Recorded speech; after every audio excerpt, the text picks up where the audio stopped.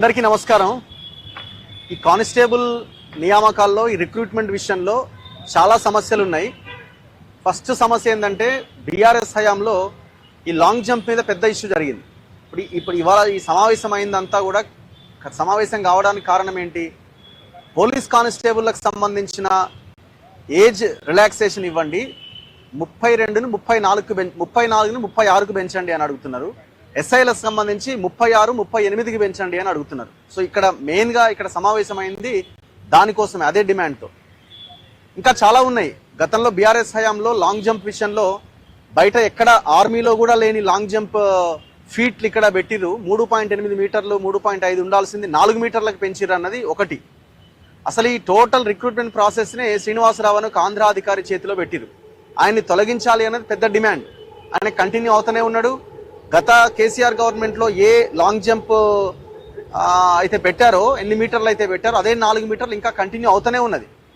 ఇప్పుడున్న ఈ కాంగ్రెస్ వల్లే పెద్ద ఎత్తున ఆ రోజు కొట్లాడిరు అధికారం కోసం।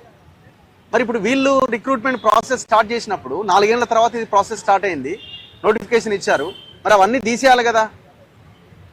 అండ్ పోలీస్ అధికారులు చెప్తున్నారు 19,000 పోస్టులు ఖాళీ ఉన్నాయని। మరి 7,437 పోస్టులకు ఎందుకు పరిమితం అయ్యారు? ఇంతకుముందు బ్రదర్ చెప్పినట్టు అసలు కొన్ని జిల్లాల్లో పోస్టులే లేవు। రంగారెడ్డి గురించి చెప్తున్నారు, అండ్ యాదాద్రి భువనగిరి జిల్లా గురించి చెప్తున్నారు, పోస్టులే లేవు, వాళ్ళు రాసుకోవడానికి అవకాశం లేదు। మరి వాళ్ళు ఎక్కడ పోవాలా? అండ్ ఇప్పుడు ఏజ్ రిలాక్సేషన్ విషయంలో కూడా మీరు ఒక్కసారి చూడండి, గవర్నమెంట్ చాలా క్లియర్గా ఇది ఐఏఎస్లు మరి చదువుకున్నారు, ముఖ్యమంత్రి కూడా నేను చాలా గొప్పగా చదివిన, ఆడ చదివిన, ఇడ చదివిన అంటున్నాడు, హార్వర్డ్ అంటున్నాడు।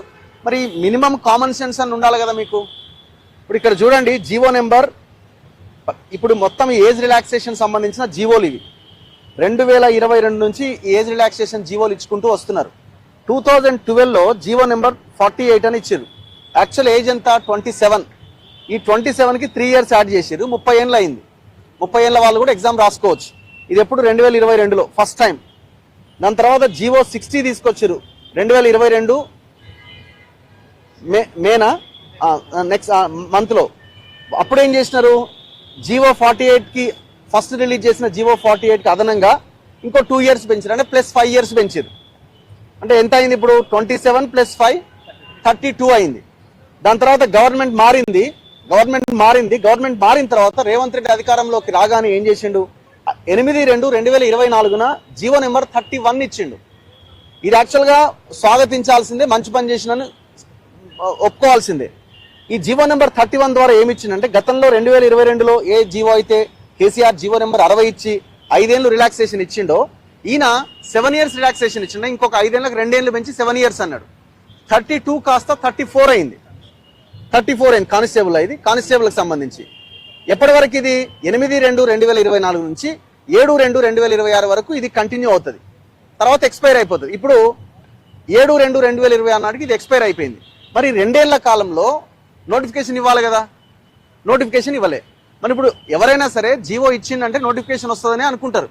ఈ పిల్లలంతా ఏం చేశారు? ఈ నోటిఫికేషన్ ఇక వస్తుంది, ఏజ్ రిలాక్సేషన్ కూడా ఇచ్చిండు, అబ్బా రేవంత్ రెడ్డి చాలా గొప్ప పని చేసిన, అందరూ పుస్తకాలు తిరిగేయడం మొదలుపెట్టారు, చదువుకోవడం స్టార్ట్ చేశారు, లాంగ్ జంపులని ఇంకా రన్నింగ్ ఇట్లా అన్నింటి మీద ఫోకస్ చేశారు। ఈ 2 సంవత్సరాల కాలంలో జీవో ఇచ్చింది కానీ ఒక్క నోటిఫికేషన్ ఇవ్వలే।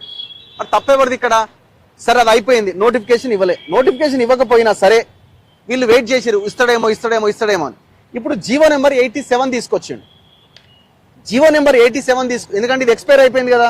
జీవో నెంబర్ 87 18/5/2026న తీసుకొచ్చి జీవో నెంబర్ 31 తర్వాత కొత్తగా రిలాక్సేషన్ ఇచ్చిండు, ఏమని? ప్లస్ 5 ఇయర్స్ అని। ప్లస్ 7 ఇయర్స్ ఇచ్చినప్పుడు నోటిఫికేషన్ ఇవ్వలేదు, మళ్ళీ జీవో ఏం చేయాలా? సేమ్ కంటిన్యూ చేయాలా, ప్లస్ 7 ఇయర్స్ కంటిన్యూ చేయాలి, ఇంకా ఆనాటి నుంచి ప్లస్ 7 ఇయర్స్ కంటిన్యూ చేయాలి, అంటే 34 + 36 అన్న చేయాలా। ఏం చేసిండు? ప్లస్ 5 ఇయర్స్ పెట్టిండు ఇక్కడ, మళ్ళీ 2 ఏళ్ళు తగ్గించిండు, అంటే గదే 34కి పరిమితం చేసిండు, 32కే పరిమితం చేసిండు। మరి 34కి చేయాలి కదా నువ్వు, మరి జీవో ఎందుకు ఇచ్చినావు? జీవో ఇవ్వకపోయి ఉంటే ఆ రోజున నోటిఫికేషన్ ఇవ్వాలన్న ఉద్దేశం లేదు, జీవో ఇవ్వకపోయి ఉంటే అయిపోయేది, అదే 32 సంవత్సరాలది కంటిన్యూ అయ్యేది। వాళ్ళు ప్రిపరేషన్ అయ్యే వాళ్ళు వేరే ఎగ్జామ్స్ కోసం ప్రిపేర్ అయ్యేవాళ్ళు, ఇది మనకి ఏజ్ అయిపోయిందని।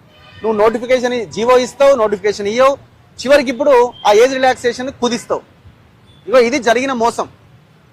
ఇప్పుడు ఇది ఏ ఐఏఎస్ అయినా చూసినప్పుడు అరే ఇది అన్యాయం కదా, పిల్లల్ని చదువుకోమని జీవో ఇచ్చినాం, జీవో ఇచ్చిన తర్వాత మళ్ళీ మనమే తగ్గిస్తే ఎట్లా అనే మినిమం కామన్ సెన్స్ ఉండాలి కదా.